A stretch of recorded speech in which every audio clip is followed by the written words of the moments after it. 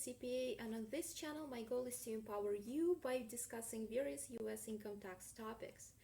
While these videos and the channel overall are informative, they're by no means a complete tax guide and should never be taken as professional advice in any way, shape, or form.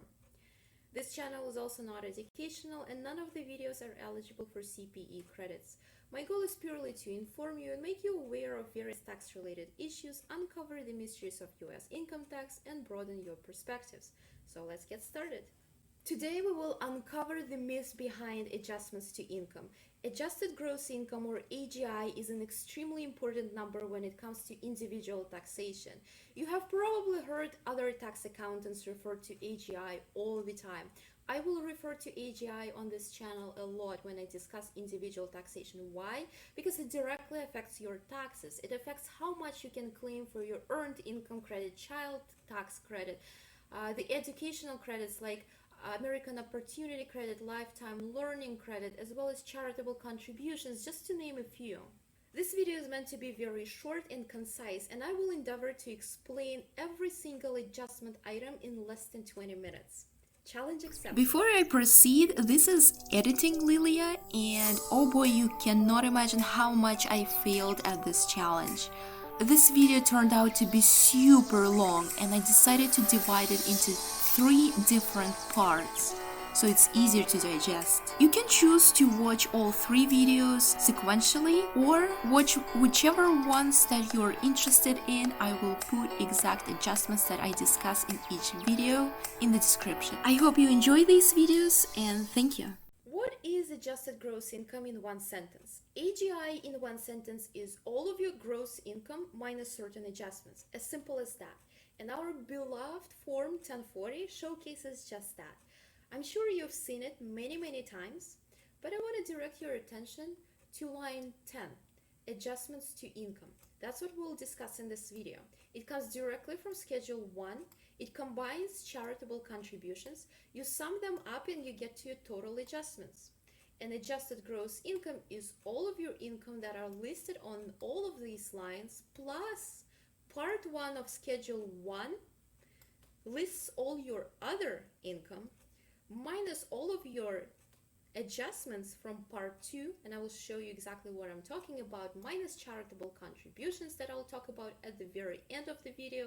You get to adjusted gross income, the magic number, and then you get your standard deductions or itemized deductions, qualified business income deduction, and you get to a taxable income from which the tax liability is calculated.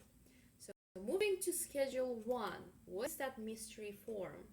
Part 1 discusses additional income, so you will have to report all these various income amounts. Part 2 is the good part. It's the adjustments to income, the subtractions, the deductions that you can take directly from your gross income. And the lower your AGI, the more credits you can take. The higher your AGI, those credits and different deductions can start to phase out, which means to gradually become smaller. Educator expenses are available to counselors, instructors, teachers, must be K-12 teachers, and you cannot be a homeschool teacher. And the minimum requirement for the hours is having 900 hours of teaching during a school year. And the expenses, if you're an educator and you purchase books, you purchase supplies and other materials, or even for your professional development that is related specifically to your field, are deductible.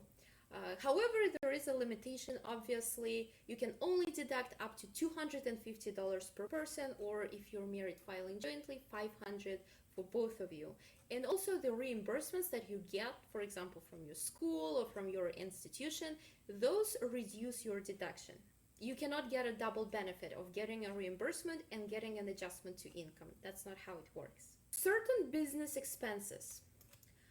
A little time ago, before the TCJA, pretty much every employee could potentially subtract their unreimbursed employee or business expenses, but it only happened if you itemized your deductions on Schedule A, and there were a bunch of limitations, and it actually didn't work for many people.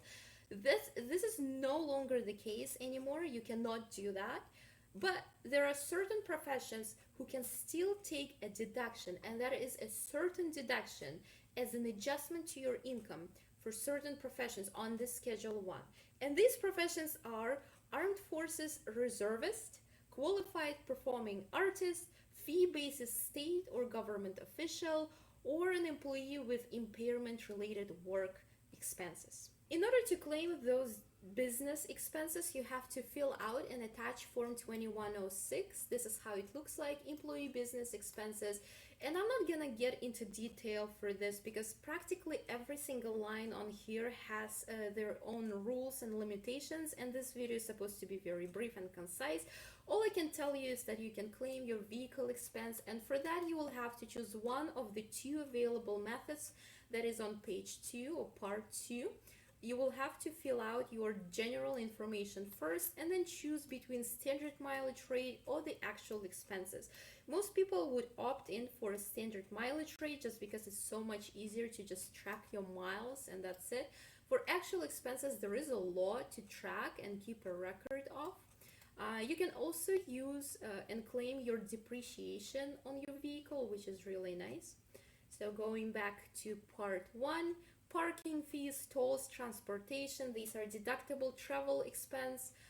These have their own rules that I will not get into. You should not include meals. Why? Because meals have their own line 5 on column B. Why? Because meals have their own rules. First of all, I believe there is a way for you don't have to keep track of all your receipts for each meal. There is a general allowance that the IRS posts. I believe for 2020 it should be $55 per day, but it really depends on the area that you travel to. For example, some areas and cities are so much more expensive and they have a different allowance for those places. But I'm not going to get into details. In addition to that, you can only claim 50% of your meals, but you should report your total amount of meals on this line, sum everything up, and then you subtract your reimbursements that you received from your employer. Obviously, you cannot use a double benefit. If your reimbursements are higher than your expenses listed on here, then your reimbursements are actually considered to be your wages or salary compensation income that you will have to report on your 1040 as income. And then if your reimbursements are lower or you didn't have any reimbursements and you have expenses that you can claim technically on your Schedule 1 as adjustments, you'll have to put those amounts here, and then this is where your meals get reduced by 50%. That's just the rule. Whatever the amount you had for meals on this line 5, part 1, you will have to reduce by 50% on line 9. Then add up those total amounts and you'll derive to a particular number for your employee business related expenses that you can claim on here. Also keep in mind that if you run your own business or you're an independent contractor, you can also deduct those same amounts, those same expenses, but not on here. Because if you're an independent contractor, you have your own business, you will use Schedule C, where you will report all of your profits from your business and all the necessary and ordinary business expenses on that form that include your vehicle expenses, depreciation on vehicles, travel, meals, everything. So if you're self-employed, independent contractor, you run your own business, this does not apply to you. Moving on to line 12, health savings account deduction, or HSA for short. If you use that, you will have to fill out and attach form 8889, and it looks like that.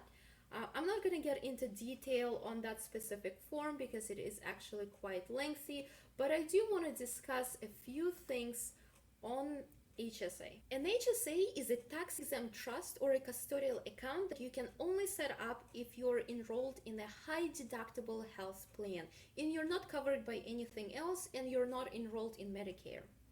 Contributions to an HSA are deductible on Schedule 1, Part 2, as you could see, obviously with some limitations.